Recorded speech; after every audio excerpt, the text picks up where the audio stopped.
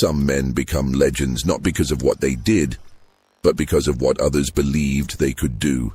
In the cotton fields of Georgia, there lived a man who moved through locked doors as if they were made of air.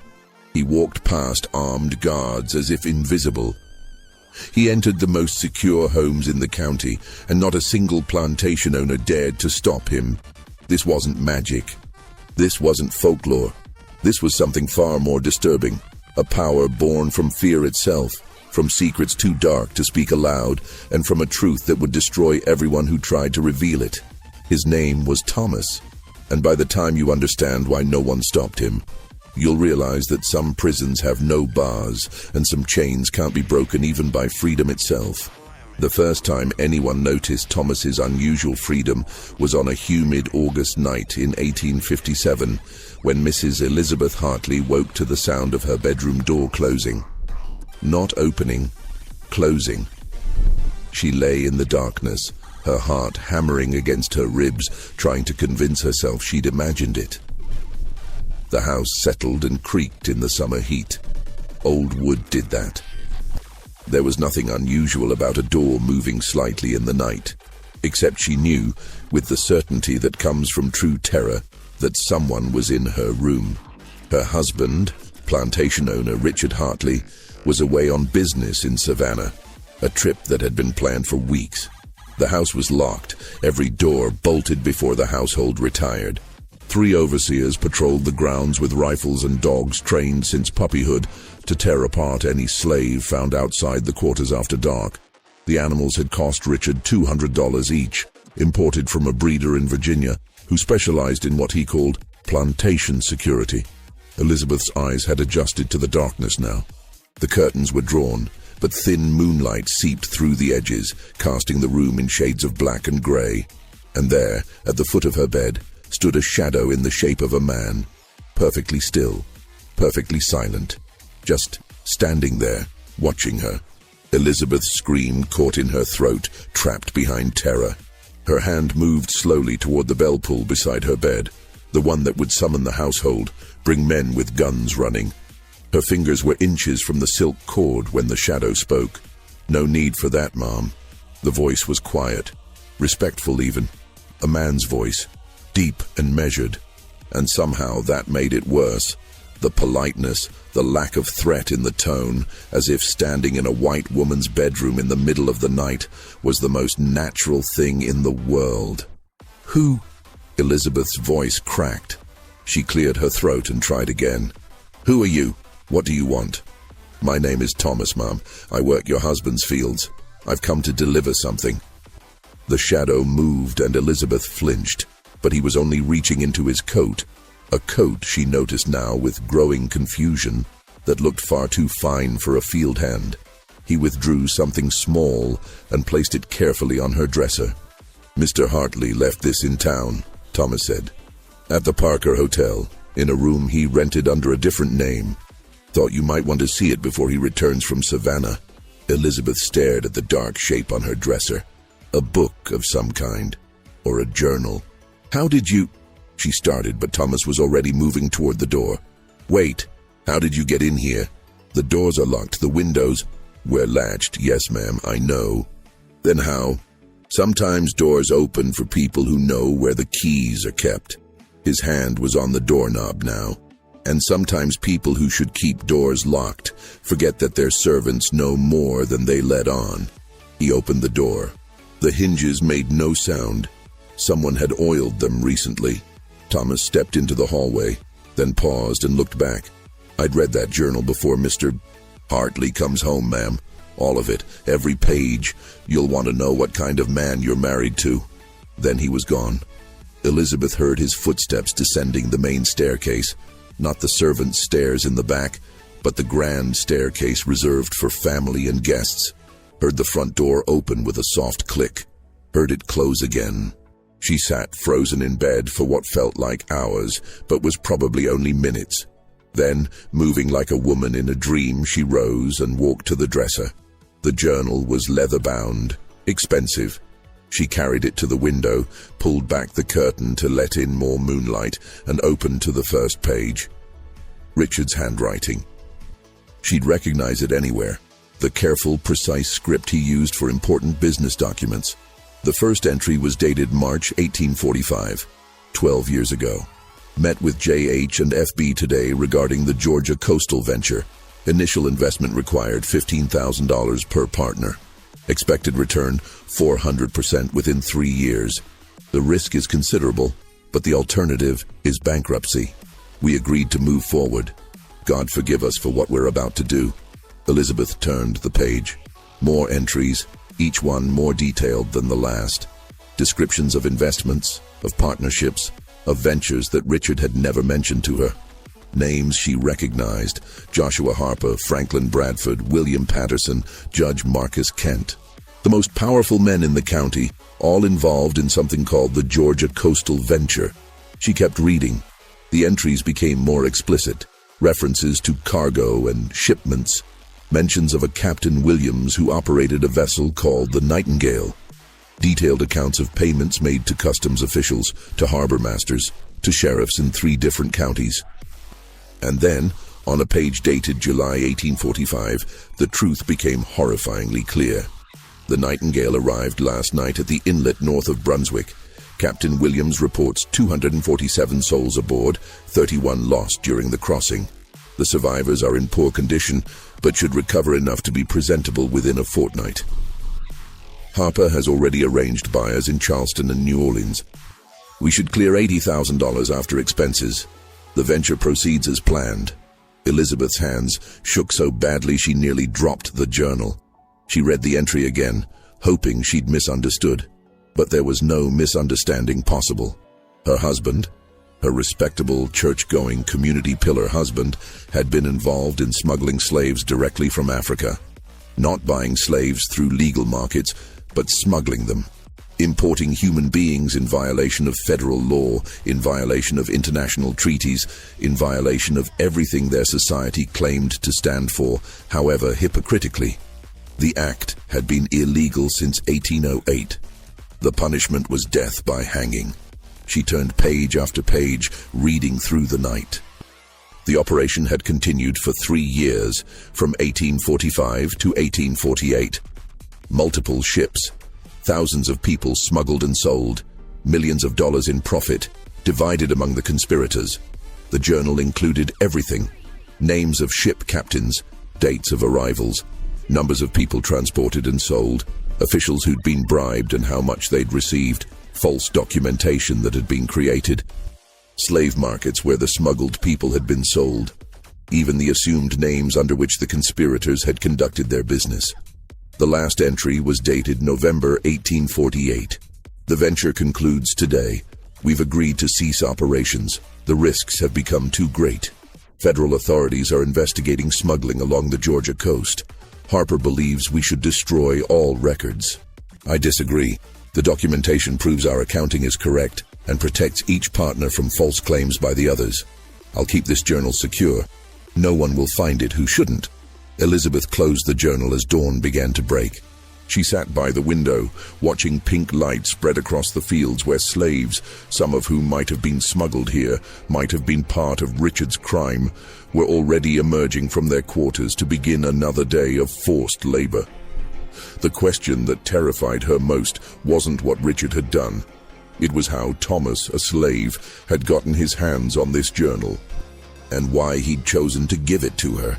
When the household began to stir, Elizabeth rang for her maid and asked that the doors be checked.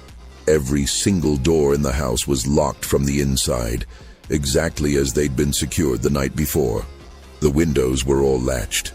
The night watchman reported nothing unusual during his rounds. The dogs in their kennel had barked briefly around midnight, but had settled quickly. There was no possible way for anyone to have entered the house. Yet Thomas had been in her bedroom, had stood at the foot of her bed, had spoken to her, placed the journal on her dresser, and walked out the front door. And now Elizabeth knew her husband was a smuggler and a criminal. And she knew that a slave had access to evidence that could hang Richard and a dozen other powerful men. She also knew, with cold certainty, that her life had just become very dangerous. Richard returned from Savannah 3 days later, arriving in the late afternoon with gifts for Elizabeth and their daughter Sarah, silk fabric from a merchant, expensive and lovely. He was in good spirits, talking about successful business dealings, about contracts signed and partnerships solidified. Elizabeth waited until after dinner, until Sarah had gone to bed, until the servants had retired to their quarters. Then she placed the leather journal on Richard's desk in his study. He was pouring brandy when he saw it. The decanter slipped in his hand, splashing amber liquid across the desk. He made no move to clean it up, just stared at the journal as if it were a coiled snake. "Where did you get that?" His voice was barely a whisper. "A man named Thomas brought it to me, in our bedroom in the middle of the night, while I was sleeping." Richard's face went from red to white. "Thomas was in our house?" "In our bedroom, Richard, standing at the foot of our bed.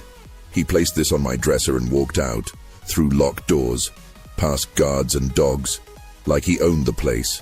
Richard collapsed into his chair. "Dear God, I read it, all of it." Elizabeth's voice was steady despite the fury and fear warring inside her.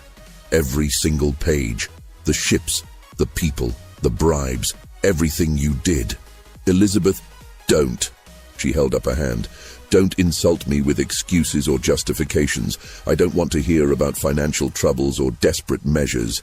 You smuggled human beings, Richard. You broke federal law. You could hang for this." "I know." He buried his face in his hands. "Then explain to me how a slave has this journal, how he got into our house, and why you haven't had him killed to protect yourself." Richard looked up at her, and for the first time in their 15-year marriage, Elizabeth saw genuine fear in her husband's eyes. "I can't kill him," Richard said. "None of us can. He's a slave. You own him. You could... He has copies." The words came out flat, defeated. "Multiple copies hidden God knows where. If anything happens to him, if he disappears, if he dies, even if he's sold away, those copies go to federal authorities, to newspapers in the north, to the British government, which has ships patrolling for smugglers and treaties allowing them to prosecute American citizens." Elizabeth sank into a chair across from him. "How many people know about this?" "The conspirators. Maybe 15 men total." "And Thomas? Who is Thomas? Why was he keeping records for you?" Richard reached for his brandy glass with shaking hands. "The operation was complex. Multiple ships, multiple buyers, dozens of transactions. We needed someone to maintain accurate books. Who owed what? Who'd received what? How profits should be divided. We couldn't trust each other to do it honestly, and we couldn't hire a white bookkeeper without risking exposure. So you used an educated slave." Thomas came over on the second voyage, 1845. He could read and write, learned in Africa before his capture, we think. Most unusual. Harper thought we should keep him, use him. He was intelligent, detail-oriented, perfect for the work. And it never occurred to any of you that giving an enslaved man detailed records of your crimes might backfire. Richard's laugh was bitter. "Of course it occurred to us, but we needed him, and we thought..." He paused. "We thought we could control him. We thought keeping him enslaved, keeping him dependent on us would be enough. But he made copies. We didn't know until 1848, after we'd ended the operation. That's when Thomas sent each of us a message, a single page, delivered to our homes.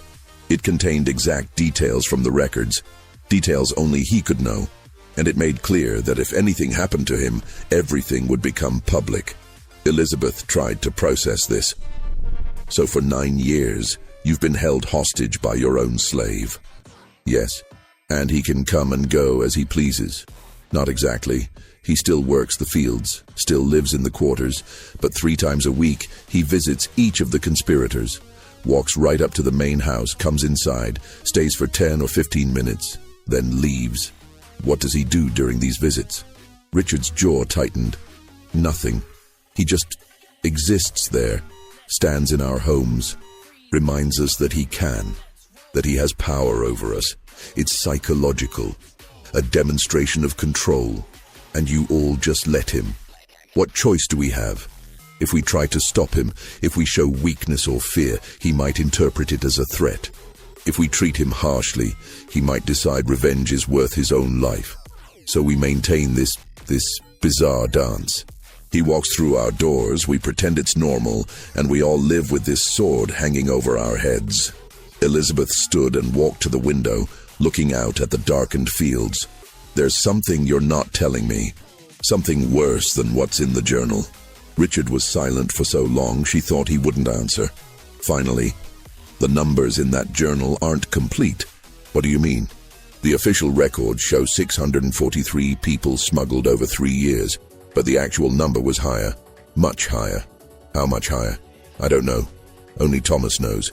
He kept 2 sets of books, one for us to divide profits, and one that recorded the truth. The real numbers, including the ones who died during transport, the ones who were sold under false names, the children separated from mothers. His voice broke. The complete accounting of everything we did. Elizabeth felt sick. And those records are what he's holding over you. Yes, because they don't just prove smuggling. They prove murder, fraud, conspiracy. They name every official we bribed, every law we broke, every lie we told. If those records become public, it won't just be hanging. It'll be the destruction of this entire county's leadership. Judges, sheriffs, politicians, plantation owners, everyone who profited from what we did or looked the other way. Good, Elizabeth said coldly. You all deserve it. Perhaps. Richard's voice was hollow. But consider what that means for you, Elizabeth. For Sarah. Do you want to be known as the wife of a hanged smuggler? Do you want Sarah to grow up with that shame? Elizabeth closed her eyes. She'd been so focused on the moral horror of what Richard had done that she hadn't fully considered the practical consequences for her own life. What do we do? She finally asked. We do nothing. We live with it. We wait and hope that Thomas never decides to use what he knows. And we pray that no one else discovers the truth before we're all dead and beyond punishment. That's your plan? Just wait and hope? Do you have a better one? Elizabeth didn't answer, because she didn't. Outside, in the darkness beyond the window, she thought she saw movement near the tree line. A figure, maybe, or just shadows playing tricks in the moonlight. But she knew somehow that Thomas was out there, watching, waiting, always present, even when invisible. And she understood, finally, why her husband looked so haunted. Why all the wealthy men in the county moved through their days with shoulders slightly hunched, as if bearing a weight no one else could see. They were prisoners of their own crimes. And the man who held the key to their cell was someone they'd tried to treat as property. The irony would have been beautiful if it wasn't so terrifying. While the white families of the county lived in fear of what Thomas might do, Thomas himself lived in a different kind of fear. One that no amount of power over his former masters could eliminate. He worked the Patterson Plantation, owned by William Patterson, a man whose cruelty was legendary even in a region known for harsh treatment of slaves. Patterson believed that discipline was the foundation of profitable agriculture, and his definition of discipline involved regular whippings, reduced rations for minor infractions, and deliberate humiliation designed to break spirits. Thomas worked those fields from dawn until dusk, his hands bleeding at the end of each day, his back aching from bending over cotton plants that seemed to stretch to the horizon. He lived in a cabin that leaked when it rained and offered little protection from winter cold. He ate the same inadequate food as every other slave on the plantation: cornmeal, occasional salt pork, whatever vegetables they could grow in the small plots behind their quarters. In every visible way, he was no different from the hundreds of other enslaved people in the county. But 3 times a week, after the sun set, and other slaves were locked in their quarters for the night, Thomas would wash his face, put on the coat he kept hidden under his bed, the fine coat that Ruth had stolen from Patterson's closet years ago, and walk to the main house. He never hurried, never looked nervous. He walked as if he had every right to be there, as if the path from the quarters to the big house was his to travel. The overseers saw him. Everyone saw him. But no one said a word. The first time it happened, 6 months after Thomas had sent his messages to the conspirators, an overseer named Dutch had tried to stop him. "Where you think you're going, boy?" Dutch had stepped into Thomas's path, rifle raised. Thomas had stopped and looked at him calmly. "Mr. Patterson is expecting me." "Like hell he is. Get back to the quarters before you what?" Thomas's voice was quiet but firm. "Before you shoot me, go ahead. Pull that trigger. See what happens next." Something in Thomas's eyes had stopped Dutch. Not fear. Thomas showed no fear at all, but certainty. The absolute confidence of a man who knew exactly how far his power extended. Dutch had lowered the rifle. "I'll need to check with Mr. Patterson." "Of course, I'll wait." Dutch had run to the house, burst into Patterson's study. "Sir, that slave Thomas is walking up to the house like he owns the place. Should I?" Patterson had gone pale. "Let him through." "But sir, let him through." Patterson's voice had been sharp with panic. "Don't touch him. Don't threaten him. Don't even look at him wrong. Do you understand me?" Dutch had returned, confused and frustrated, and waved Thomas past. That had been 5 years ago. Now, no one even pretended to stop him. Thomas climbed the steps of the Patterson mansion and opened the front door without knocking. He walked through the foyer, past the parlor where Patterson's wife sat with her needlework, past the dining room where Patterson's children were finishing their dinner. No one looked at him. No one spoke. It was as if he were invisible, or as if acknowledging his presence would somehow make the situation more real. He found William Patterson in his study, as always, hunched over his desk with a whiskey glass in his hand. Thomas stood in the doorway for exactly 60 seconds, counted them silently in his head. Patterson didn't look up, but his hand shook as he lifted the glass to his lips. When 60 seconds had passed, Thomas turned and walked out the same way he'd come. The entire visit took less than 5 minutes. He spoke no words, made no threats, did nothing except exist in a space where he shouldn't be able to exist.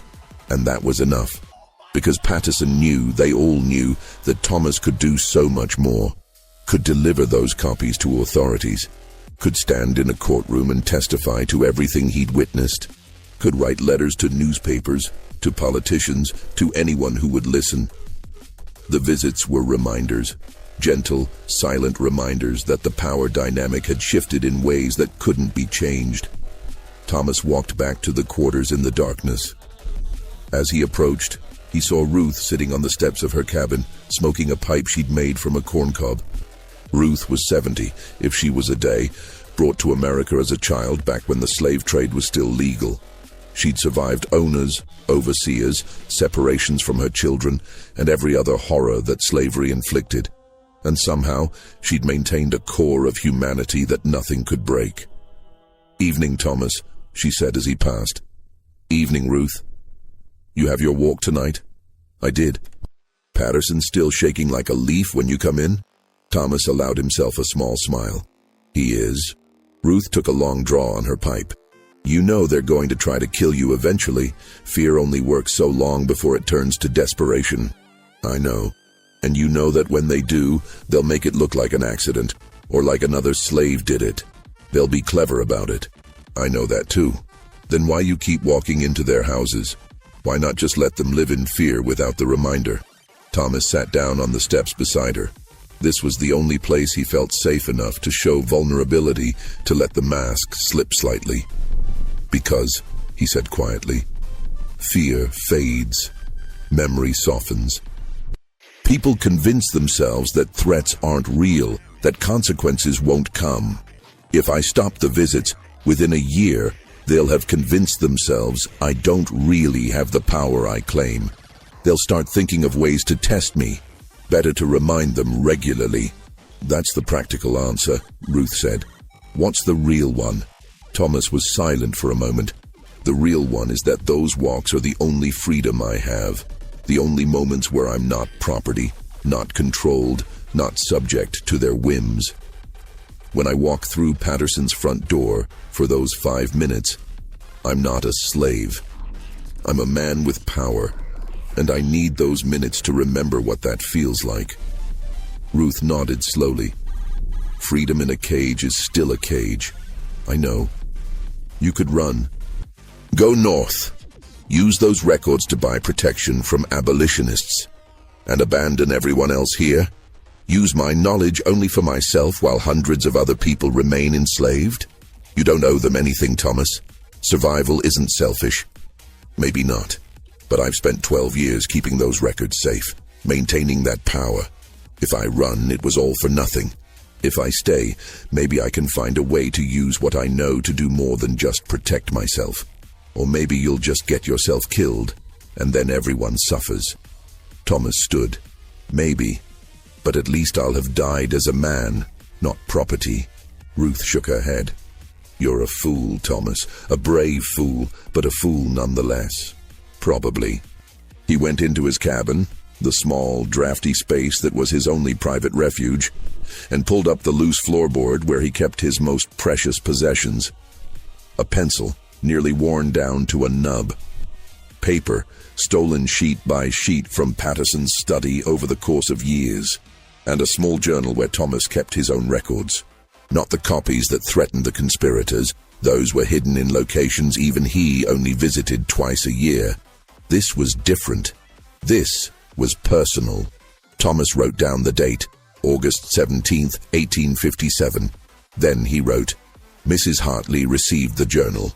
She knows now. Richard will have told her everything by now. Another family aware of the truth. Another weight added to the burden they carry. He paused, then added, Ruth says I should run. She's probably right, but running means admitting that nothing has changed, that power still belongs only to those born white and free. I won't give them that victory. Not yet. Thomas hid the journal again, lay down on his thin mattress and stared at the ceiling. Sleep came slowly, as it always did. His mind was too full of calculations, of risks, of the delicate balance he maintained every single day. He was the most powerful slave in Georgia, and also the most vulnerable. Because the moment his protection failed, the moment those records were discovered or his utility ended, he would be dead before sunset. Living with that knowledge was its own form of torture, one that no white person in the county could ever truly understand. By 1859, Thomas's situation had become so normalized that the younger generation, children who'd grown up seeing him walk through their homes, barely questioned it. Sarah Hartley was 17 that summer, caught between childhood and adulthood, between innocence and the harsh realities of the world she'd been born into. She'd known about Thomas her entire conscious life, the strange slave who came to their house regularly, who her father spoke of only in worried whispers, who seemed to move through society according to rules no one else followed. But she'd never truly paid attention until the night she saw something that changed her understanding of everything. It was late July, oppressively hot. Sarah couldn't sleep, so she'd gone to the kitchen for water. The house was dark, everyone supposedly asleep.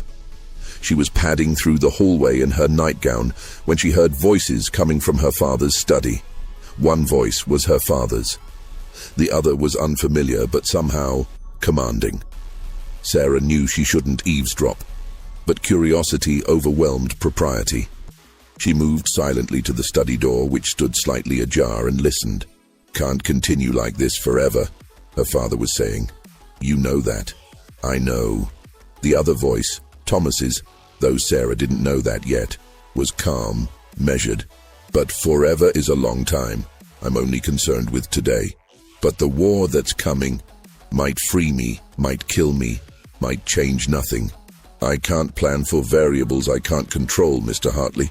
If the Union wins, if they free the slaves, you won't need your protection anymore. You could simply walk away. And if the Confederacy wins, if slavery continues for another 50 years, then my protection becomes even more valuable. Sarah heard her father sigh. What do you want, Thomas? Really want? If you could have anything. There was a long pause. Sarah pressed closer to the door, desperate to hear the answer. I want to live long enough to see every man who smuggled human beings held accountable for his crimes. I want to see justice. Real justice, not the twisted version we pretend at in courtrooms where some people count as property. I want my daughter to grow up free. Sarah's breath caught. Daughter. Thomas had a daughter. You have a child? Her father sounded shocked. Born last month, her mother is Lily from the Bradford Plantation. Bradford doesn't know yet. And before you ask, no, I won't tell you where Lily is hiding her. I learned from your example about the importance of information security. Thomas, that child will grow up in a different world than I did, Mr. Hartley. I'll make certain of it, whether through your laws changing or through the evidence I've kept. One way or another, she'll be free. That's what I want. I hope you get it, Richard said quietly. I genuinely do. What we did, what I did, it haunts me every single day. Good, Thomas said, and Sarah heard no sympathy in his voice. It should haunt you. You should never have a moment's peace for the rest of your life. Footsteps approached the door. Sarah fled silently back to her room, her heart pounding. Thomas had a daughter. Thomas spoke to her father as an equal. No, more than an equal, as a superior. And her father, one of the wealthiest and most powerful men in the county, accepted it. Sarah lay in bed, processing what she'd heard. The pieces of a puzzle she'd never known existed were starting to come together, and the picture they formed was disturbing. Over the following weeks, Sarah began paying closer attention. She noticed how the prominent men of the county carried themselves.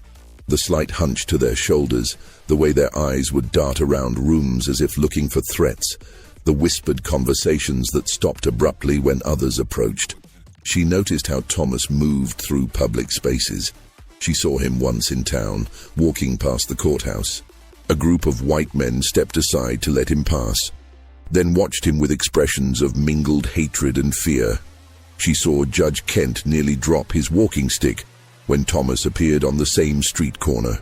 She saw Franklin Bradford cross to the opposite side of the road rather than pass close to where Thomas stood. These men who wielded enormous power, who decided the fates of hundreds of enslaved people with casual indifference, were afraid of a single slave. Sarah needed to understand why.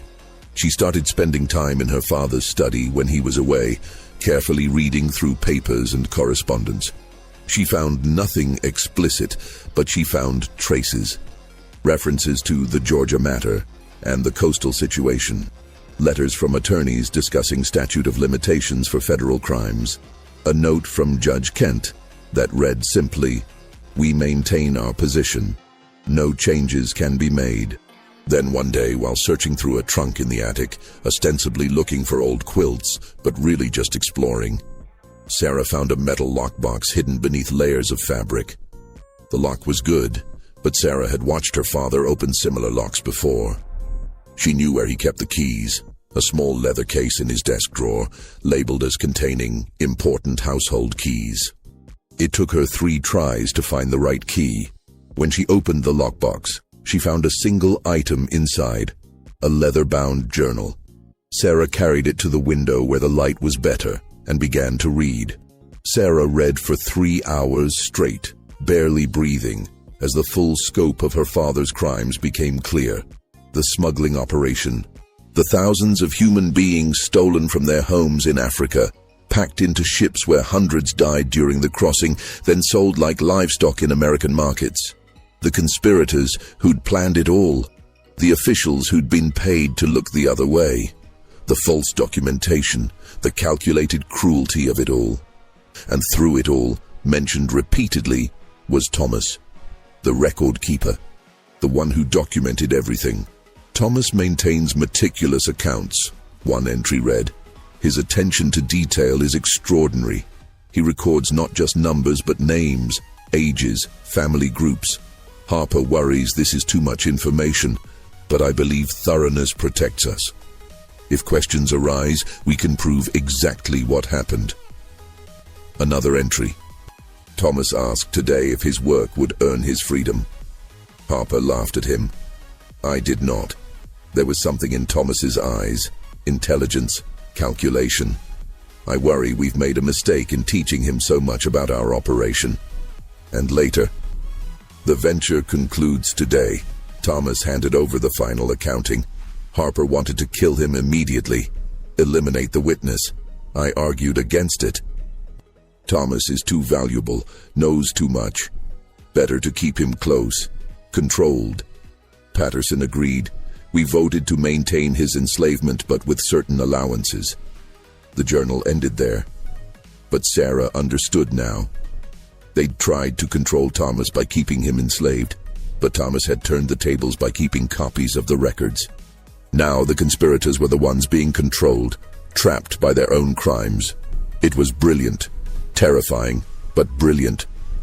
Sarah carefully returned the journal to the lockbox, locked it, and replaced it exactly as she'd found it. Then she sat in the dusty attic, knees pulled to her chest, trying to process what she'd learned. Her father was a criminal, not just a slave owner, which was legal, even if Sarah had growing doubts about its morality, but an actual criminal who'd violated federal law in ways that carried the death penalty. And Thomas, the man she'd seen walking silently through their house since childhood, was the only thing standing between her father and a noose. How was she supposed to live with this knowledge? That evening at dinner, Sarah watched her father with new eyes. He looked older than she'd realized. The lines around his eyes deeper, his hands less steady. Her mother picked at her food, barely eating. The conversation was stilted, uncomfortable. They all knew. Her whole family was living with this terrible secret, pretending everything was normal. "Papa," Sarah said suddenly, "do you ever regret your business decisions? The ventures you invested in years ago?" The silence that fell over the table was absolute. Her father's fork stopped halfway to his mouth. Her mother went pale. "What brought this on?" Richard finally asked. "I've been thinking about my future, about the kind of man I might marry. I'd want someone honorable, someone who made ethical choices even when they were difficult, someone who could sleep peacefully at night." The words landed like stones in still water, ripples spreading outward. "We all make choices," Richard said carefully. "Sometimes circumstances force decisions we'd rather not make. The world isn't as simple as the novels you read, Sarah. I know it's not simple, but surely there's a difference between difficult choices and wrong choices." "Sarah," her mother intervened, "this isn't appropriate dinner conversation, isn't it? We live in a county where people own other people, where we benefit from the labor of enslaved human beings. Shouldn't we talk about the morality of that? You're too young to understand the complexities. I'm 17, old enough to understand right from wrong." Richard set down his fork. "What exactly are you asking, Sarah?" She met his eyes. "I'm asking if you sleep peacefully at night, Papa. I'm asking if there are things in your past that haunt you. I'm asking if you believe in accountability for sins." Her father stared at her for a long moment. Then quietly, "No, I don't sleep peacefully. And yes, I believe in accountability. I live with it every single day." Sarah nodded. "Good. You should." She excused herself from the table, leaving her parents in stunned silence. That night, lying in bed, Sarah made a decision. She couldn't undo her father's crimes. She couldn't free the slaves who'd been smuggled. She couldn't reverse time and prevent any of it. But she could choose not to be complicit in the silence. She could choose to acknowledge the truth, even if only to herself. And someday, if the opportunity arose, she could choose to stand on the side of justice rather than comfort. It wasn't much, but it was something. If you're finding this story as gripping as we intended, we'd deeply appreciate it if you could subscribe to the channel. Stories like this require extensive research into primary sources, plantation records, and historical documents. Your subscription helps us continue bringing these forgotten and disturbing chapters of American history to light. We read every comment, so share your thoughts about Thomas's impossible situation below. The conspiracy that had created Thomas's power extended far beyond the handful of plantation owners who directly participated in the smuggling. By 1860, dozens of additional people had become entangled in the web of secrets and lies. Sheriff Coleman knew. He'd been one of the officials who'd accepted bribes to look the other way when slave ships arrived at hidden inlets. He'd falsified reports, intimidated potential witnesses, and used his position to protect the conspirators. Dr. Samuel Pritchard knew. He'd examined newly arrived Africans, treating diseases acquired during the crossing and certifying them as born in America for sale documents. His medical reputation lent credibility to the false documentation. Mayor Harrison knew. He'd used his political connections to prevent federal investigators from looking too closely at Georgia's coastal activities. Even Reverend Matthews, the respected minister who preached every Sunday about Christian morality, knew something. He'd accepted donations to his church from the conspirators. Donations large enough that he must have questioned their source. And they all lived in fear, not just of legal consequences but of social destruction. Because in their society, reputation was everything. A man could survive financial ruin and rebuild, but a man whose reputation was destroyed, who was publicly revealed as a criminal, a smuggler, a person who'd violated both law and decency, that man was finished. His family would be shunned. His children would never find respectable marriages. His name would become a curse. Thomas's power wasn't just that he could send men to the gallows. It was that he could destroy families, legacies, the social fabric of an entire county.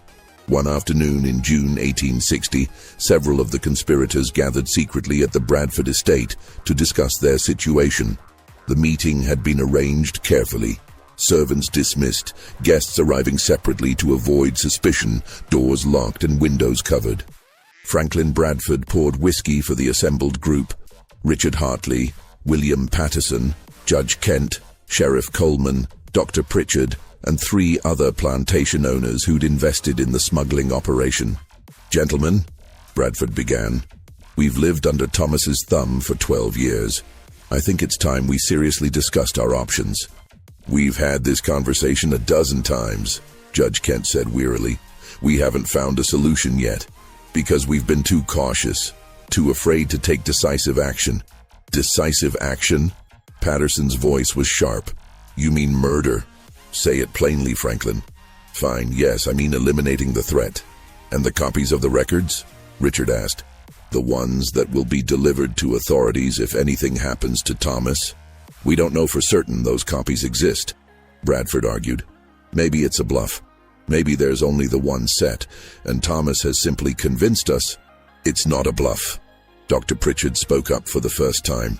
3 years ago, my son, drunk and foolish, tried to attack Thomas, wanted to teach the uppity and grow a lesson. Before the boy could land a blow, Thomas stopped him with a single sentence. "Your father examined 73 children under the age of 5, certified them as born in Virginia, and sold them to markets in New Orleans. That information is currently held by 3 different people who don't know each other. If I don't meet with each of them by specific dates, they have instructions to deliver sealed packages to federal authorities." The room was silent. My son was so terrified by the specificity, by the fact that Thomas knew the exact numbers, that he ran. He left Georgia entirely, moved to Texas. And Thomas was right. I did examine 73 children. That number isn't in any documents we kept. It's in the records that only Thomas maintained. "So the copies are real," Sheriff Coleman said heavily. "Which means we're trapped. Perhaps not permanently," Judge Kent said thoughtfully. "Gentlemen, consider. Thomas is, 35 years old? 36? He could live another 30 years, maybe 40. But we won't. Most of us are already in our 50s or 60s. Patterson, you're nearly 70. Your point?" "My point is that time solves this problem for us. Eventually, Thomas will die. And when he does, whatever instructions he's left will be executed by people who have no personal stake in the matter. People who can be bribed, intimidated, or reasoned with. Or," Richard said quietly, "when Thomas dies, those instructions will be carried out exactly as he planned. Evidence delivered, crimes exposed. Our children and grandchildren left to bear the shame. Better them than us," Bradford muttered. Richard stood abruptly. "Listen to yourselves. You're planning for Thomas's natural death while hoping your own comes first, so you can die before facing consequences. That's not a strategy, that's cowardice." "Then what do you suggest?" Patterson demanded. "Confession. Should we all march to federal court and admit everything? Hang honorably? Of course not. But we could stop making it worse. Stop treating Thomas as an enemy to be defeated. Accept that we created this situation through our own greed and criminality. Easy for you to say, Bradford shot back. Your fortune was already substantial before the venture. The rest of us needed that money to survive. No one needs money badly enough to justify smuggling human beings. Don't lecture us on morality now, Richard. You were part of it. You voted for it. You profited from it just like the rest of us. Richard's shoulders slumped. I know. God help me, I know. The meeting dissolved shortly after, with no solution reached and no plan agreed upon. The conspirators returned to their homes, each one carrying the same burden they'd carried for years. Thomas's power held because it was rooted in truth. And truth, once established, couldn't be undone by conspiracy or violence. It could only be carried, like chains that grew heavier with every passing year. While the White families obsessed over Thomas's power, Thomas himself worried about something far more important: his family. Lily worked the Bradford Plantation, 3 miles from Patterson's land where Thomas lived. She was 22 years old, strong from years of field work, and she'd caught Thomas's eye 2 years earlier when their paths crossed at a rare gathering of slaves from multiple plantations. Their relationship had developed slowly, carefully. Slaves weren't allowed to marry across plantations. It complicated ownership and created divided loyalties. But love didn't respect the laws of property, and Thomas and Lily had found ways to see each other. Thomas would use his evening freedom to walk to the Bradford plantation. Franklin Bradford, terrified of Thomas as all the conspirators were, never dared question these visits. Thomas would spend an hour with Lily in the quarters, speaking quietly, planning for a future that seemed impossibly distant. When Lily became pregnant, they both knew it complicated everything. A child of Thomas's would be born into slavery, owned by Bradford. But that child would also be the daughter of the only slave in Georgia who held power over white men. The target on that child's back would be enormous. "We need to get her out," Lily had whispered one night, her hand on her swollen belly.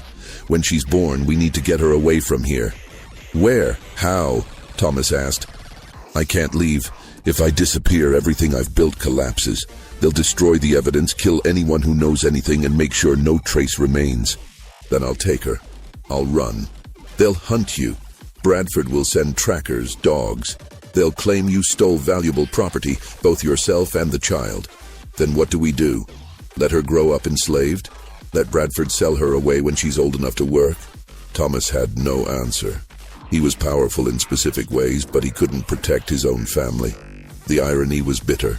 The baby was born in August 1859, a girl they named Grace, though they couldn't officially register the name anywhere. For the first months of her life, Grace lived with Lily in the Bradford slave quarters, and Thomas visited when he could. Franklin Bradford knew about the child. Everyone knew. But Bradford had made a calculated decision not to interfere. Thomas's visits to his plantation were already unsettling enough. Antagonizing the man by threatening his daughter seemed like begging for disaster. So an unspoken agreement existed. Bradford pretended not to notice Thomas's family. Thomas maintained his usual schedule of visits to Bradford's home. Neither acknowledged the deeper implications. But Thomas knew this arrangement couldn't last forever. When Grace was 6 months old, Thomas made a decision. He approached Bradford directly during one of his regular visits. "I want to buy my daughter's freedom," Thomas said. Bradford, who'd been staring fixedly at his desk as always during Thomas's visits, looked up in genuine surprise. "You want what?" "I'll pay you for her." "For Grace?" "Name a price." "Slaves can't own property. You can't buy anything." "Then I'll provide you with information that's worth far more than one infant's market value. Information about your fellow conspirators. Things they've done that you don't know about. Things that would shift the balance of power among you." Bradford's eyes narrowed. "You'd betray the others to save your daughter?" "Without hesitation. But I'd prefer a simpler transaction. You set a price. I find a way to pay it through intermediaries. Grace becomes free. And if I refuse?" Thomas leaned forward slightly. Then I'll remember that you had the chance to do one good thing, one small act of decency, and chose cruelty instead. I'll remember that when I decide what to do with the records I hold. It was the closest Thomas had ever come to an explicit threat. The balance of their strange relationship shifted in that moment. Bradford was silent for a long time. If I free the child, she has nowhere to go. Lily isn't free. You aren't free. Grace would be free on paper, but functionally still enslaved. She'd have options you and I don't. She could be sent north, could be placed with free black families who'd raise her, or she could be kidnapped and re-enslaved. It happens all the time, Thomas. You know that. Thomas did know that. Free papers meant nothing if someone decided to ignore them and claim you were escaped property. I'm offering you the chance to be less of a monster than you already are, Thomas said finally. Take it or don't, but know that your choice will be remembered. Bradford stood and walked to his safe. He pulled out a blank manumission form, the legal document that granted freedom to enslaved individuals. His hand shook slightly as he filled in Grace's name, her approximate birth date, her status. No payment, Bradford said. I'll free her without cost, not because I'm merciful, but because I'm tired. I'm so goddamn tired of living like this, of fearing a man I'm supposed to own, of jumping at shadows. If freeing one child buys me an ounce of peace, so be it. He signed the document and handed it to Thomas. This makes her legally free. It doesn't make her safe. You understand the difference? I do. Then take it and get out of my house. Thomas took the papers carefully, folded them, and placed them inside his coat. He walked to the door, then paused. Thank you, he said quietly. Bradford laughed, a harsh, broken sound. Don't thank me. I did it out of weakness, not virtue, and we both know it. Thomas left the Bradford estate that night carrying the most valuable thing he'd ever possessed, proof that his daughter was not property. It wasn't safety. Bradford was right about that, but it was a chance. And in a world where enslaved people had no chances, one chance was everything. After discovering the truth about her father, Sarah Hartley's understanding of her world cracked and reformed like ice breaking in spring thaw. She'd been raised to believe in a natural order. White people superior, black people inferior. Slavery not ideal perhaps, but necessary, justified, biblically supported.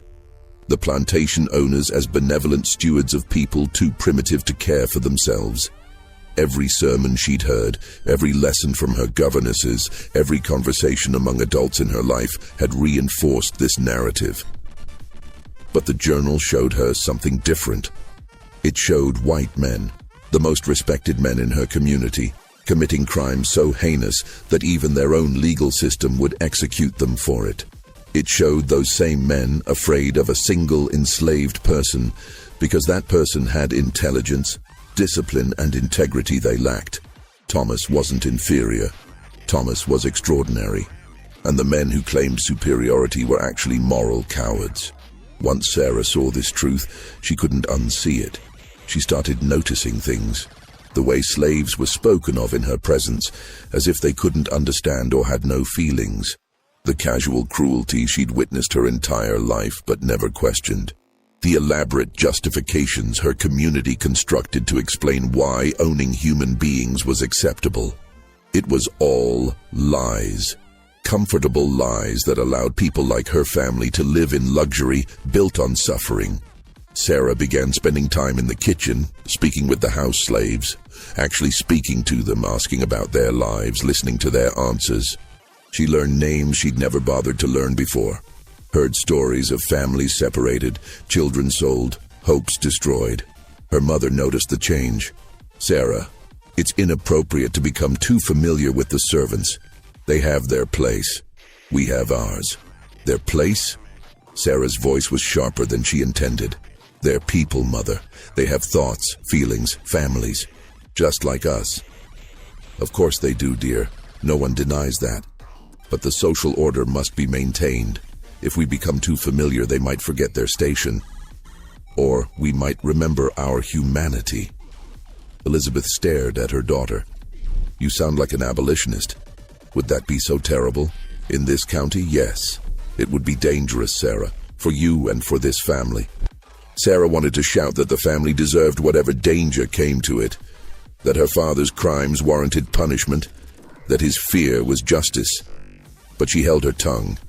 Destroying her family wouldn't help the slaves who'd already been smuggled, wouldn't undo the crimes, so instead she started educating herself. She read everything she could find about abolition, about the arguments for and against slavery, about the growing tensions between North and South. She had to hide her reading material, books by Frederick Douglass, Harriet Beecher Stowe, other abolitionist writers, because possession of such literature was effectively illegal in Georgia. And she started paying very close attention to Thomas. She watched him move through their house during his visits, seeing him properly for the first time. He wasn't shuffling or servile. He carried himself with dignity, with quiet strength. His eyes were intelligent, alert, missing nothing. One evening, Sarah did something incredibly foolish. She went to the library during one of Thomas's scheduled visits and waited for him. When Thomas entered the room, he usually spent a minute in the library during each visit, she'd learned. He stopped short at seeing her. "Miss Hartley," he said quietly, "you shouldn't be here. It's my home. Why shouldn't I be in the library?" "You know why." Sarah stood. "I read my father's journal, the one from the lockbox in the attic. I know what you're doing, why they're afraid of you." Thomas's expression didn't change, but something shifted in his eyes. "Then you know this conversation is dangerous for both of us." "I know. I don't care." She took a breath. "I want to help." "Help how?" "I don't know yet. But what my father did, what all of them did, it was evil. They should be held accountable. If your records can do that, I want to help make sure they're not destroyed." Thomas studied her for a long moment. "How old are you?" 17. "Young enough to still believe in simple justice. Old enough to be dangerous if you act without thinking." He moved toward the door.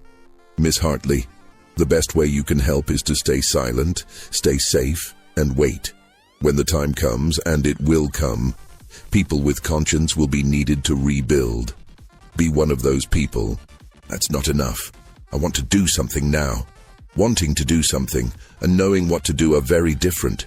You can't undo your father's crimes by exposing him. That would destroy your mother, ruin your own future, and accomplish nothing for the people who were smuggled. They're scattered across 5 states now, sold and resold. Justice for them is impossible. Then what's the point of the records you keep?" Thomas paused at the door. "Insurance, protection, and maybe someday testimony. But not revenge. Never revenge. Revenge is poison." He looked back at her. "You want to help? Then when this war comes, and it's coming, Miss Hartley, anyone can see that. Choose the right side. Use whatever privilege you have to help people who have none. That's how you make amends for benefits you've received from evil." He left before she could respond. Sarah stood in the library, shaking slightly. She'd expected to feel heroic, brave. Instead, she felt small, naive, reminded that her desire to help was rooted partly in wanting to absolve her own guilt. But Thomas was right about one thing. A war was coming. Everyone could feel it. The tensions between North and South were reaching breaking points. Violence in Kansas, political crisis in Congress, debates about slavery becoming louder, more bitter. And when that war came, Sarah would have choices to make. She just hoped she'd have the courage to make the right ones. Not everyone connected to the conspiracy was content to live in fear. Some men, particularly those with less to lose, began plotting active solutions. Carl Vicksburg was one of the overseers on the Patterson Plantation, a hard man who'd made his living through violence and intimidation. He'd been hired after the smuggling operation ended, so he knew nothing about the specific crimes. But he knew about Thomas's unusual privileges, and it enraged him. "It ain't natural," he complained to the other overseers over whiskey. "That Negro walking around like he owns the place, coming and going as he pleases. Something needs to be done." "Patterson allows it," another overseer pointed out. "We can't go against what the boss wants. Patterson's gone soft. or Thomas has something on him. Either way, it's wrong. Slaves need to remember their place, or everything falls apart. Vicksburg started watching Thomas carefully, looking for opportunities. He knew he couldn't just kill the man. Too obvious, too likely to cause problems. But maybe he could arrange an accident, or provoke Thomas into doing something that would justify punishment. One night, Vicksburg was on patrol when he saw Thomas leaving the Patterson house after one of his regular visits. On impulse, Vicksburg stepped into Thomas's path. "Boy," Vicksburg said, hand on his whip, "you got a pass to be out here?" Thomas stopped and looked at him calmly. "Mr. Patterson knows where I am." "That ain't what I asked. I asked if you got a pass. Written permission. I don't need a pass for where I've been. Every slave needs a pass to leave the quarters at night. That's the rule. And since you don't have one, I'm well within my rights to discipline you." Vicksburg raised his whip. He was smiling, anticipating the satisfaction of bringing this uppity slave down. Thomas didn't flinch, didn't back away. Just looked at Vicksburg with those intelligent, measuring eyes. "Mr. Vicksburg," Thomas said quietly, "before you do what you're thinking of doing, I want you to consider something. You've been working here for 3 years. In that time, you've noticed that I have unusual privileges. You've wondered why.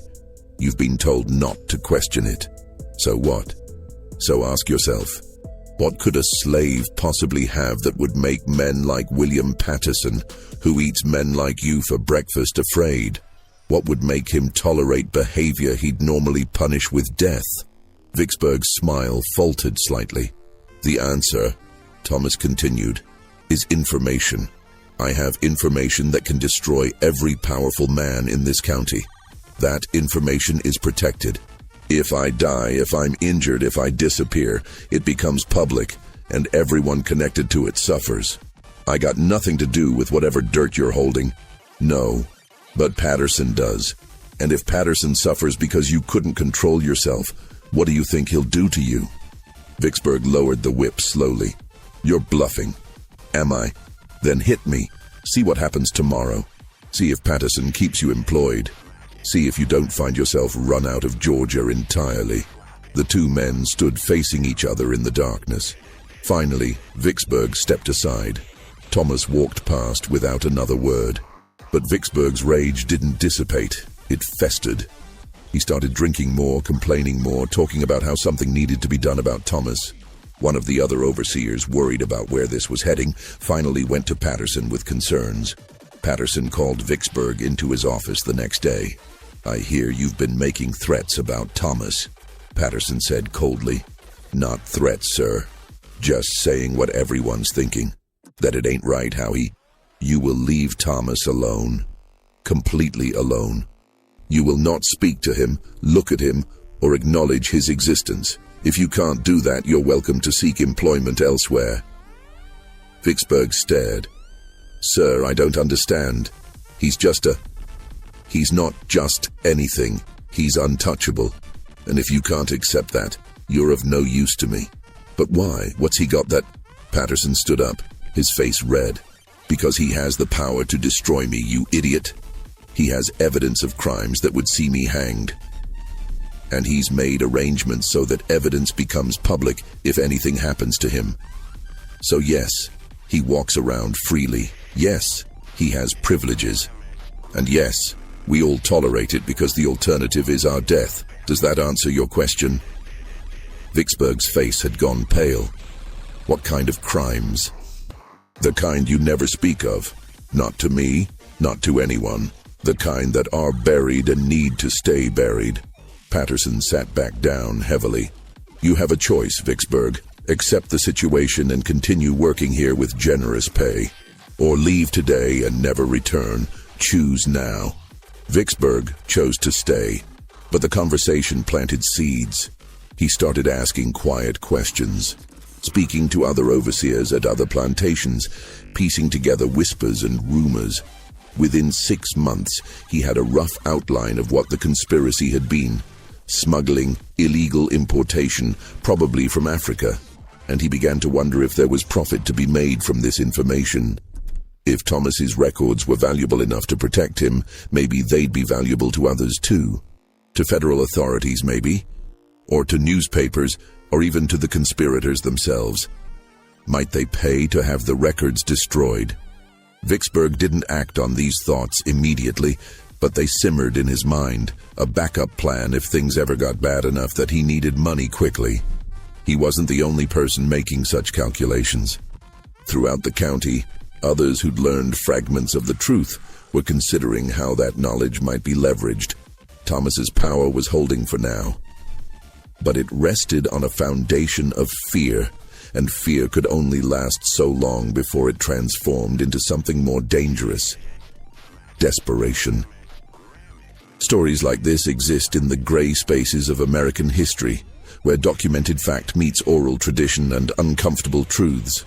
If you're finding value in this deep dive into a darker chapter of our past, please consider liking this video. It helps others discover these forgotten stories and encourages us to continue researching the shadows that history often glosses over. Your engagement makes this work possible. The secession of South Carolina in December 1860 sent shockwaves through Georgia. By January 1861, Georgia had followed, and by April, Fort Sumter had been fired upon. America was at war with itself. For the conspirators who'd lived under Thomas's threat for 13 years, the war represented a terrifying new variable. The old social order was fracturing. Federal authority, the authority that would prosecute their crimes, might soon control Georgia. Or conversely, a Confederate victory might change laws in ways that affected the severity of their crimes. More immediately, the war meant chaos. Soldiers moving through the countryside, normal routines disrupted. The possibility that in the confusion, Thomas might be killed or freed, and his carefully constructed protection might collapse. William Patterson called an emergency meeting of the surviving conspirators in June 1861. Judge Kent had recently died of natural causes, taking his fear to the grave. The remaining men gathered at the Bradford estate, exhausted and aged by their years of anxiety. "The war changes everything," Patterson began. "If the Union wins, slavery ends. Thomas becomes free. Then we pray for Confederate victory," someone said. "And if the Confederacy wins, slavery continues, maybe for generations, and we continue living under Thomas's thumb for the rest of our natural lives." Patterson shook his head. "Either outcome is untenable. Then what do you propose?" Richard Hartley asked, though he already suspected the answer. "We eliminate the problem before the war reaches Georgia, while we still have control." "We've been through this," Bradford protested. "The copies." "Maybe the copies don't matter if everything becomes chaos," Patterson interrupted. "Think about it. The war provides cover. Thomas dies in the confusion, killed by deserters, or Union sympathizers, or just the random violence that war brings. His instructions for the copies become confused. Maybe they're delivered to authorities, but those authorities have bigger concerns than decade-old smuggling crimes. Maybe the records are lost in the chaos. It's a risk, but it might be our only chance." "It's murder," Richard said flatly. "Say what it is." "It's survival. It's cowardice. We committed the crimes. We should bear the consequences." "Easy for you to say. Your fortune was already substantial. Some of us needed—" "Don't!" Richard slammed his hand on the table. "Don't use necessity as an excuse. We were greedy. Admit it. We saw an opportunity to become wealthy and took it, regardless of the human cost. That's the truth. And Thomas has done nothing but remind us of that truth. Then what would you have us do? Just wait for destruction? I would have us do what we should have done 13 years ago. Confess. Face the consequences. At least die with some shred of dignity intact." The room erupted in arguments. Some men agreed with Richard's position in principle, but lacked the courage to act on it. Others argued passionately for Patterson's approach. A few remained silent, paralyzed by indecision. The meeting ended with no consensus, but a fracture had formed in the group. Patterson, Bradford, and 3 others had decided they were willing to risk violence. Richard, Dr. Pritchard, and 2 others had decided they would rather live with uncertainty than add murder to their list of crimes. The remaining men were simply waiting to see which side proved stronger. Thomas knew about the meeting. He knew about everything that happened among the conspirators. He had people throughout the county feeding him information, slaves who overheard conversations, free black workers who heard rumors, even a few white people whose conscience troubled them enough to provide warnings. He knew Patterson was preparing to act, and he knew his time was running out. Thomas sat in his cabin one night, considering his options. He could run, use his evening freedom to disappear north, take Lily and Grace if possible, use the records as leverage to gain protection from abolitionists or federal authorities. But running meant abandoning everyone else. The other enslaved people in the county would remain in bondage. The conspirators would destroy whatever evidence they could find, and Thomas's 13 years of careful work would end with nothing accomplished. Alternatively, he could strike first, deliver the records to authorities now, before Patterson could act. The conspirators would hang or go to prison. Their plantations would be confiscated. Justice, a form of justice anyway, would be served. But Thomas's protection would end. The men he'd exposed would have nothing left to lose. Their families, desperate to preserve something, might come after him or his daughter. And in Confederate Georgia, a slave who'd destroyed powerful white men would find no protection, regardless of the legality of his evidence. So Thomas chose a third option. He disappeared.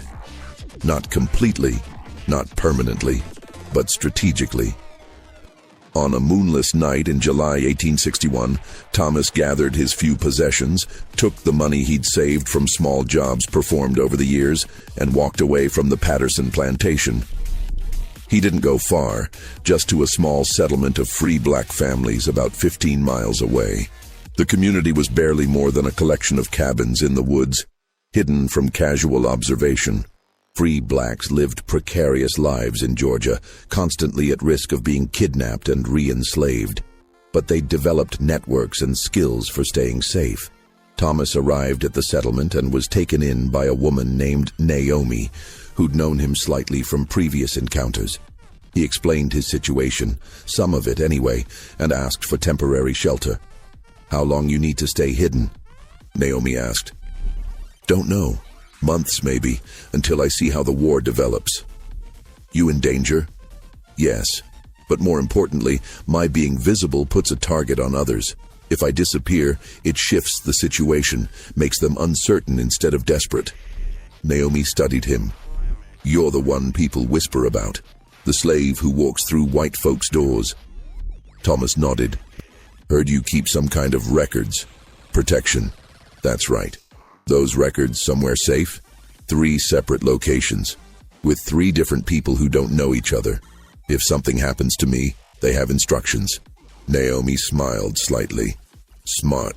You can stay, but you work. No free riders here."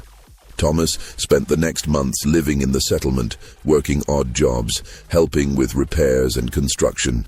He was stronger than most from years of field labor, and his education made him valuable for keeping accounts and writing letters.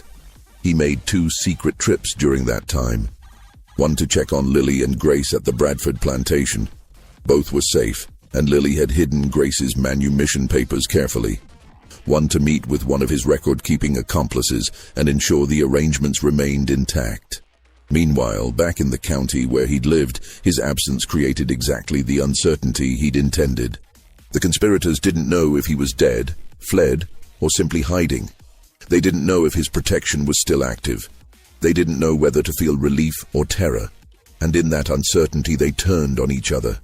With Thomas gone, the delicate balance of the conspiracy began to collapse. Patterson, convinced that Thomas had fled north and the threat was diminished, started pressuring the other conspirators to destroy any remaining evidence and agree on a shared story in case authorities ever came asking questions. But Richard Hartley refused. "If Thomas is dead or gone, then we wait. We don't make it worse by creating new crimes." "You're a fool, Hartley. This is our chance to what? Destroy evidence that might not matter anymore. Thomas might have fled, yes, but his instructions remain. We change nothing. We destroy nothing. We wait. Bradford sided with Patterson. Dr. Pritchard sided with Hartley. The group fractured into factions, each one suspicious of the others. Then, in September 1861, something strange happened. Franklin Bradford received a letter. It was delivered through normal postal channels, addressed in handwriting Bradford recognized immediately as Thomas's. Inside was a single page. I am neither dead nor gone. The arrangements remain in effect. Any attempts to alter the situation will be interpreted as threats and responded to accordingly. Continue as before. No signature. No return address. Bradford showed the letter to Patterson and the others. The effect was immediate. The fragile hope that Thomas's disappearance meant freedom collapsed. The fear returned, stronger than ever, because now they didn't even know where Thomas was. Couldn't monitor him, couldn't predict his actions. He'd become a ghost, more powerful invisible than he'd ever been visible. Over the following months, other letters arrived. Judge Carter, who'd taken over some of Judge Kent's duties, received one. Sheriff Coleman received one. Even Mayor Harrison, who'd been relatively peripheral to the conspiracy, received a reminder of his complicity. The letters said little, but their existence was enough. Thomas was out there. Thomas was watching. Thomas's protection remained active. Some of the conspirators found the letters reassuring. At least they knew the situation hadn't changed. Others found them threatening, a promise of future action. Patterson's health began to deteriorate. He'd always been robust, but stress and anxiety took their toll. By late 1862, he'd developed a persistent cough and lost significant weight. Bradford drank more heavily. His plantation's productivity decreased as he paid less attention to management and more to his fears. Richard Hartley, meanwhile, did something unexpected. He began quietly liquidating assets and setting money aside. When Elizabeth asked what he was doing, he said, "Preparing for consequences. If Thomas ever decides to reveal what he knows, we'll need resources. Not for lawyers, we can't fight the evidence, but to take care of you and Sarah after I'm gone. You think you'll hang? If Thomas releases those records, yes, probably. The crimes are clear. But it's been so long, surely. There's no statute of limitations on smuggling, Elizabeth, and the evidence is detailed. I'll hang, and our family name will be destroyed. I'm trying to leave you and Sarah with something to survive on." Elizabeth touched his hand. "I'm sorry." "For what?" "For my part in all this. For benefiting from what you did. For not asking harder questions earlier." Richard squeezed her hand. "We're all complicit. Everyone who profited, everyone who stayed silent. The guilt is shared." But knowing guilt was shared didn't make carrying it any easier. The war reached Georgia in earnest in 1864. General Sherman's march to the sea cut a swath of destruction through the state, liberating slaves, burning plantations, and dismantling the infrastructure of the Confederacy. When Union forces reached the county where Thomas had lived, they found a population in chaos. Some plantation owners had fled, others had stayed, trying desperately to preserve what they could. The slaves were liberated, though many had nowhere to go and little understanding of what freedom would mean practically. The conspirators who remained faced a new terror. Union occupation meant Union military courts, and Union courts might be very interested in evidence of Confederate crimes. Richard Hartley was sitting in his study when Union soldiers arrived at his plantation in December 1864. He'd been expecting them. The officer in charge, a Captain Morrison, was young but carried himself with authority. "Richard Hartley." "Yes. I'm here to inventory your property and assets. Everything is being recorded for potential confiscation." "I understand." Morrison looked around the study, noting the expensive furniture, the books, the evidence of wealth. "You owned 43 slaves according to our records." "I did. They're free now." "Do you have documentation of their origins? Bill of sale, transfer papers?" Richard's heart hammered. "Some of it. The records are incomplete." "Incomplete how?" "Lost over the years. Fires, misplacement. You know how it is." Morrison studied him. Actually, I don't know how it is, Mr. Hartley. I'm from Massachusetts. We freed our slaves nearly a century ago. So explain to me how records of significant valuable property just disappear. Before Richard could answer, another voice spoke from the doorway, because some of those slaves were never supposed to exist in the first place. Richard turned. Thomas stood there, looking older but healthy. He was wearing clothes that marked him as free, a good coat, boots without holes. He carried himself differently than he had as a slave, though the intelligence in his eyes was unchanged. "Who are you?" Morrison asked. "Thomas Freeman. I'm working with the Freedmen's Bureau now, helping newly freed people navigate their rights. I used to be enslaved here, so I know the area." Freeman. Thomas had taken a surname. Richard felt something twist in his chest. This man who'd been his property now had a name that signified independence. Morrison looked between them. "You know something about missing records, Mr. Freeman?" "I know that Mr. Hartley and several other men in this county were involved in illegal activities before the war. Activities that might interest your superiors." Richard closed his eyes. This was it. The moment he dreaded for 17 years. But Thomas continued. "However, I'm not sure Union military courts are the appropriate venue for addressing those crimes. They were committed against people who aren't here to testify. The perpetrators are old, broken men who've already paid a high price in psychological suffering. Executing them now wouldn't bring justice to the victims. It would just add more deaths to an already tragic history." Morrison frowned. "Are you saying you have evidence of crimes but don't want them prosecuted?" "I'm saying justice is complicated, Captain. And sometimes mercy serves the future better than vengeance serves the past." Thomas looked at Richard. "I'm saying I've seen enough death. Haven't you?" Richard couldn't speak, just nodded. Morrison seemed frustrated but uncertain. "If you have evidence of crimes, you're obligated to report them." "I'll think about it," Thomas said. "But for now, I'm more interested in helping the people who've just been freed figure out how to survive. That seems more urgent than punishing men who are already destroyed." Morrison left shortly after, clearly suspicious but unsure how to proceed. When the soldiers were gone, Richard looked at Thomas. "Why? Why what? Why didn't you tell him everything? You had the perfect opportunity. You could have destroyed all of us." Thomas was silent for a moment. "Because I realized something during my time away. Revenge doesn't free anyone. It just creates new chains. I could spend the rest of my life watching you hang and testifying at trials. Or I could spend it building something new, helping people who actually need help. But we deserve punishment. Yes, you do. And you'll live with what you did every day for the rest of your life. That's a harsher sentence than hanging, Mr. Hartley. Death is easy. Living with guilt is hard." Richard felt tears on his face. "I'm sorry. For all of it. I know that's not enough. But I'm sorry. I know you are. I'm not sure it matters, but I know." Thomas moved toward the door. "I won't be visiting your house anymore. I'm done with those performances. I'm done living in relation to you and the others. I'm starting a new life on my own terms. What happens to the records? They stay hidden.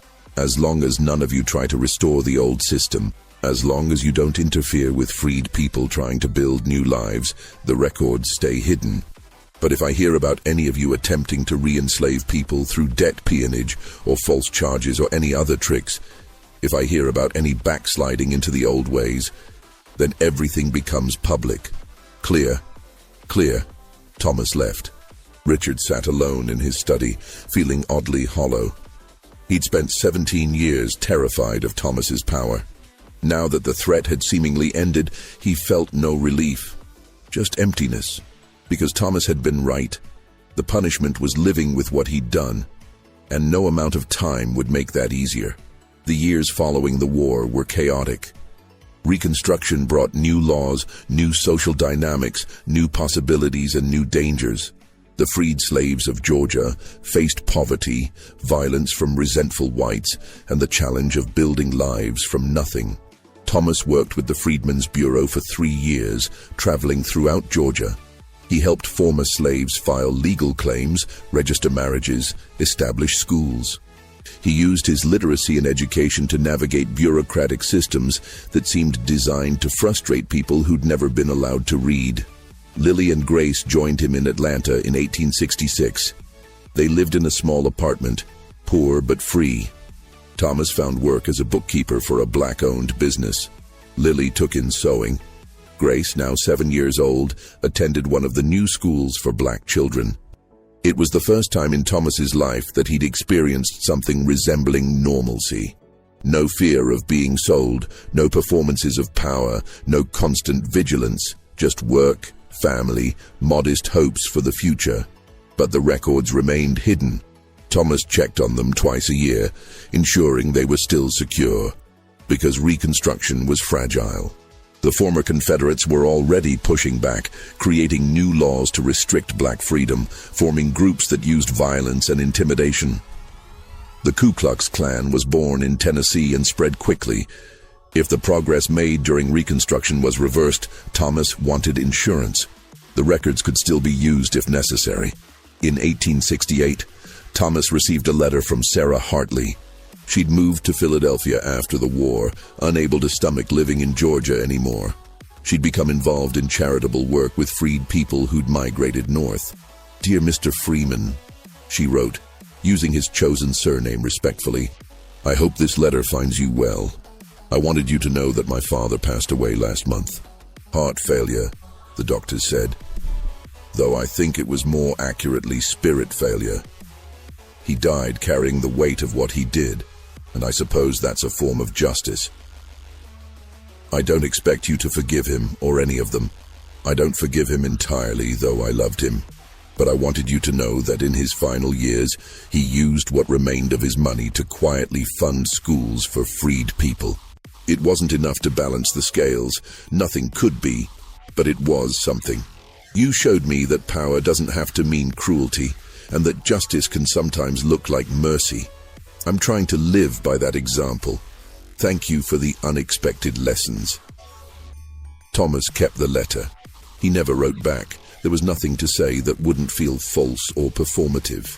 But he was glad to know Richard had tried, in some small way, to make amends. The other conspirators died one by one over the following years. Patterson in 1870, bitter to the end. Bradford in 1872, his fortune mostly intact, but his political influence destroyed. Dr. Pritchard in 1873, having spent his final years treating poor blacks and whites without charge, as if trying to heal more than just physical ailments. Sheriff Coleman fled Georgia entirely, moving to Texas where no one knew his past. By 1875, all the principal conspirators were dead or scattered. The world they'd known was gone. Slavery was abolished. The social order they'd fought to preserve had collapsed. And Thomas's records became historical curiosities rather than immediate threats. Thomas moved his family to Philadelphia in 1868, following Sarah's example. The North wasn't free of racism, but it offered opportunities unavailable in Georgia. Thomas opened a small bookshop selling new and used books. It was modest but profitable. Grace grew up in Philadelphia, attending good schools, never knowing the terror of slavery except through her parents' stories. She became a teacher herself, working in schools for black children. Thomas never spoke publicly about his past, never told the dramatic story of how he'd held power over powerful men. When asked about his life before Philadelphia, he'd say simply, "I survived slavery." That's enough to know. But in private, he wrote, not for publication, he had no interest in fame or recognition, but for grace, for possible grandchildren, for some future generation that might need to understand. He wrote about the smuggling operation in precise detail, about the men who'd committed those crimes and how they'd escaped justice, about the system that had allowed such horrors, about the years he'd spent walking through locked doors, protected only by information and the fear it inspired. And he wrote about what he'd learned, that power without compassion breeds only fear. That revenge might feel satisfying but ultimately imprisons the avenger. That justice and mercy aren't opposites, but sometimes partners. I could have destroyed them, he wrote.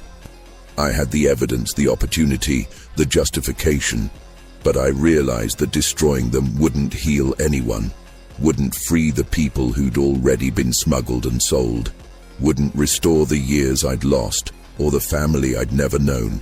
What freed me wasn't exposing them. It was choosing not to, choosing to walk away with my power intact but unused, choosing to build something new instead of tearing down something old. They lived in prison because of what they'd done. I chose not to live in prison because of what they'd done to me. That choice, that conscious decision to refuse the role of eternal victim or eternal avenger, that was my real freedom. Thomas died in Philadelphia in 1891 at age 67. His obituary described him as a respected businessman and pillar of the community, with no mention of his extraordinary past. Grace inherited the bookshop and his writings.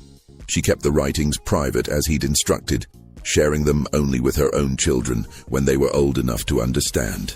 The records, the actual evidence of the smuggling operation, were discovered decades later in 1923 during demolition of an old church in Georgia.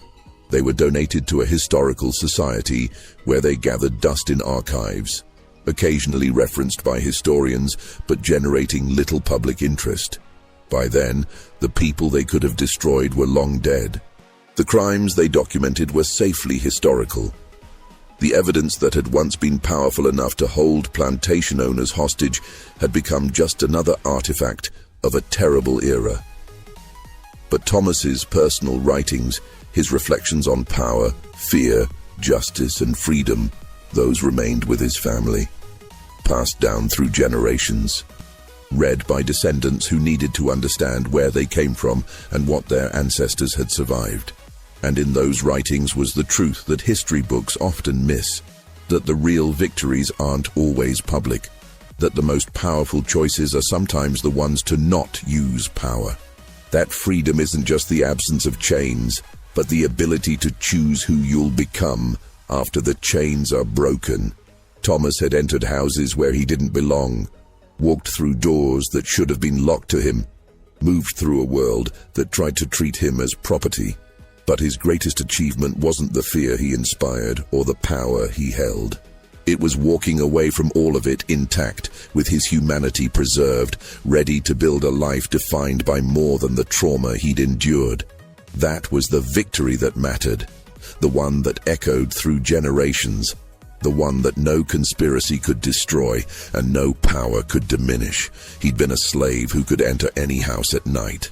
But more than that, he'd been a man who'd refused to let hatred, fear, or desire for revenge define who he became. And in the end, that refusal, that conscious choice, was the most powerful act of all. The journals discovered in 1923 now reside in the Georgia Historical Society's archives in Savannah. They're available to researchers by appointment, stored in climate-controlled boxes, their pages yellowed but still legible. If you were to read them today, you'd see Thomas's precise handwriting documenting crimes committed more than 170 years ago. You'd see names of ships that brought stolen people across the Atlantic, names of men who profited from that theft, numbers that represented human lives reduced to accounting entries. You'd also see on the final page that single sentence, "Let this stand as testimony that the truth exists, whether or not justice is ever served." Thomas. No surname, no date, just a statement that resonates across time. Historians who've studied the journals note something unusual. The records are almost obsessively detailed about logistics and numbers, but curiously vague about the individual people who were smuggled. There are counts, but not names, ages, but not identities. One researcher suggested that this was deliberate, that Thomas documented the crime and the criminals, but tried to preserve some privacy for the victims, refusing to reduce them to names in a record book. If true, it suggests Thomas understood something important, that justice isn't just about punishment, it's also about dignity, about not treating people as case studies or historical curiosities. The families who descended from Thomas, and there are many now, spread across America, know the story in detail. It's passed down carefully, with emphasis not on the drama, but on the lessons. Great-great-grandfather Thomas taught us, one descendant said in a 2015 oral history interview, that power is only meaningful if you know when not to use it. That survival isn't the same as victory. That freedom is something you build every day, not something you're given once and have forever. In Philadelphia, there's a small historical marker near where Thomas's bookshop once stood. It mentions him briefly as a freedman who became a successful businessman and community leader. Nothing about the smuggling operation or the power he held or the men who feared him. That might seem like erasure, history forgetting the most interesting parts of his story. But maybe it's fitting. Thomas spent his enslaved years being defined by his relationship to white power. Spent years being valuable only as a threat, only as someone who held dangerous information.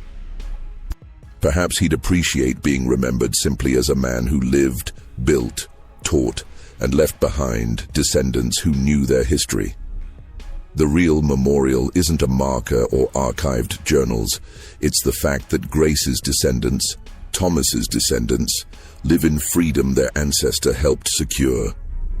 They're doctors, teachers, artists, engineers. They carry his legacy not as a burden, but as a foundation. And perhaps that's the only justice that mattered, not seeing the guilty punished, but ensuring the children of the oppressed would have chances their ancestors never did. Thomas walked through doors that should have been locked to him, but the doors he really opened were the ones leading to a future where his descendants wouldn't need to extract power through fear. They'd have it by right, by law, by simple human dignity. That's the victory history books miss. That's the triumph that echoes louder than any dramatic revelation could have. The slave who could enter any house at night ultimately didn't need to enter those houses at all. He built his own house instead, and his children and grandchildren and great-grandchildren have lived in the freedom he fought so carefully to preserve. That's how some stories end. Not with thunder and vindication, but with quiet victories that unfold across generations. Thomas knew the truth existed. He made sure it was preserved. But he also knew that truth without wisdom is just another weapon. And he chose wisdom. The plantation owners never stopped him because they couldn't. But more than that, because he never gave them reason to believe stopping him would be the end of anything. He made them understand that the threat would outlive him, outlast them, remain dormant but deadly. And then he walked away, took his family north, and lived the rest of his life free not just from slavery, but from the need to prove anything to anyone. Some ghosts haunt houses. Thomas's ghost, his memory, his choice, his legacy, haunts the consciences of anyone who learns his story and understands what real power looks like. It doesn't look like violence.